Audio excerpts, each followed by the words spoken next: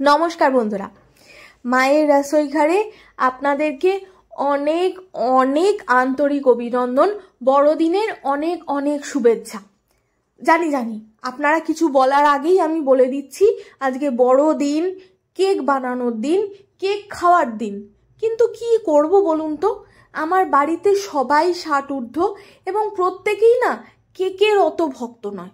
মানে আপনি যত ভালো করেই কেক বানিয়ে খাওয়ান না কেন, বড় বড় দোকানের কেক খাওয়ান না কেন, তাদের কাছে মানে তারা অতটা সন্তুষ্টি পাবে না। মানে আপনি খাওয়ালেন, মুখে বলবে যে বাহ বাহ বাহ খুব ভালো হয়েছে, কিন্তু মন থেকে না অতটা তৃপ্তি পায় না। তাই তারা যেটাতে তৃপ্তি পায়, আজ আমি তাদেরকেই সেটা বানিয়ে খাওয়ালাম। বছরের নতুন গুড়ের পায়েস। তার জন্য 3 লিটার দুধ আমি নিয়েছিলাম, মানে কিনেছিলাম। আর তার মধ্যে 500 ml দুধ আলাদা করে মা ঈষদ উষ্ণ করে রেখেছে। আর 2.5 লিটার দুধ আমি ফুটাতে দিয়েছি। দুধ যত ফুটবে, মানে যত ফুটে ঘন হবে, পায়েস কিন্তু তত টেস্টি হবে, মানে মা এটা আমাকে বলে।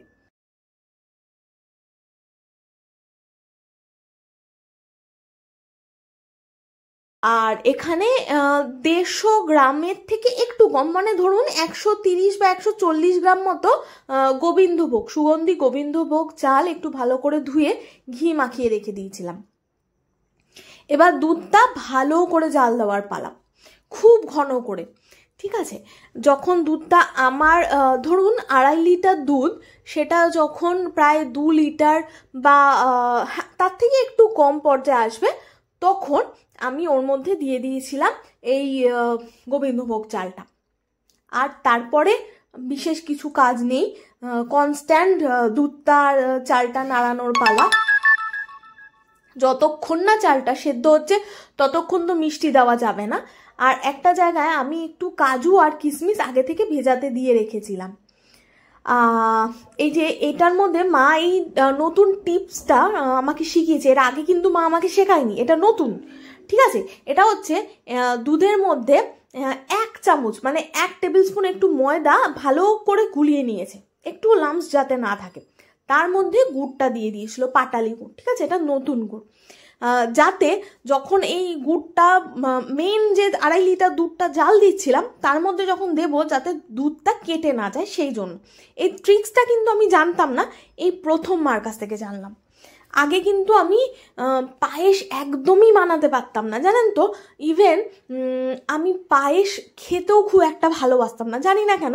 জন্মদিনে প্রত্যেক বছর মা পায়েস বানাতো, কিন্তু আমি না ওরমভাবে খেতাম না। সবাই খেত বাড়ির, কিন্তু ওই একটু জন্মদিনের দিন একটু খেতে হয়, সেই জন্য খেতাম, এরকম 1 চামচ খেতাম। কিন্তু এখন আজকের দিনে দাঁড়িয়ে কি হয়েছে আমি জানি না, আমি ভীষণ পরিমাণে মিষ্টির ভক্ত হয়ে গেছি।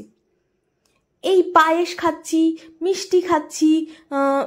এখন না কেন জানি না হঠাৎ করে ভীষণ সিমুইয়ের পায়েস খাওয়ার ইচ্ছা হয়েছে। এই পায়েসটা যখন বানাচ্ছিল মা, তখন মনে হচ্ছিল একটু সিমুইয়ের পায়েস। তো নেক্সট একদিন আমি মাকে দিয়ে সিমুইয়ের পায়েসও বানাবো, সেটাও আপনাদের সাথে শেয়ার করব। ভীষণ ভালো হয়, বিশ্বাস করুন, ভীষণ টেস্টি। আপনাদের সাথে অবশ্যই শেয়ার করব। যাই হোক, দুধটা যখন ভালো ঘন হয়ে এসছে, তখন এর মধ্যে ওই চালটা দিয়ে দেওয়া হয়েছিল।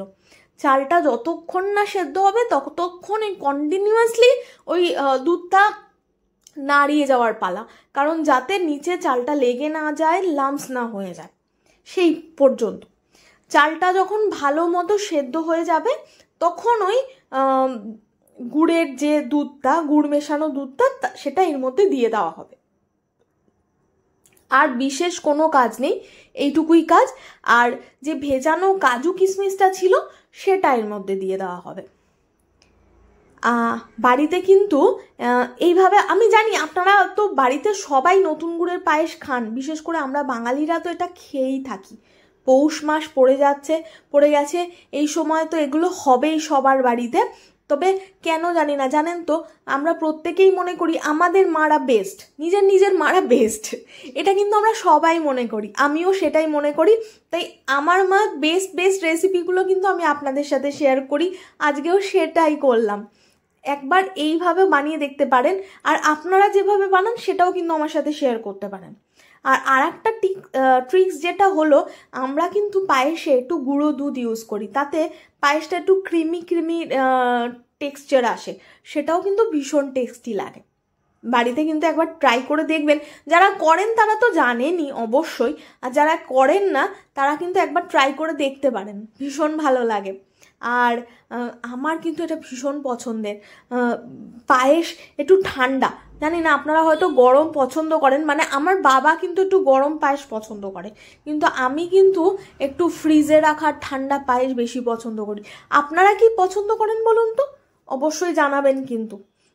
আর যদি ভালো লাগে, যদি পছন্দ হয়, তাহলে প্লিজ প্লিজ আমার চ্যানেলটা একটু সাবস্ক্রাইব করবেন, লাইক করবেন আর শেয়ার করবেন। জানি না কেন আমার না মাঝে মাঝে মনে হয় যে আমি কি এত খারাপ রান্না করি, এত বাজে রান্না করি যে আপনারা আমার রান্নাগুলো দেখেনই না, পছন্দই করেন না। কিন্তু আমার না মনে হয় যে আমি দুনিয়ার বেস্ট, মানে আমি না, সরি, মানে আমার মা যে রেসিপিগুলো বলে সেগুলো বেস্ট, এর থেকে ভালো হতে পারে না। জানি সবাই সেটাই মনে করেন, এটা কিন্তু দোষের একদম না। তাই বলছি, ভালো থাকবেন, সুখে থাকবেন, সবাইকে ভালো রাখবেন। আর আপনাদের সবাইকে বড়দিনের অনেক অনেক মিষ্টি শুভেচ্ছা।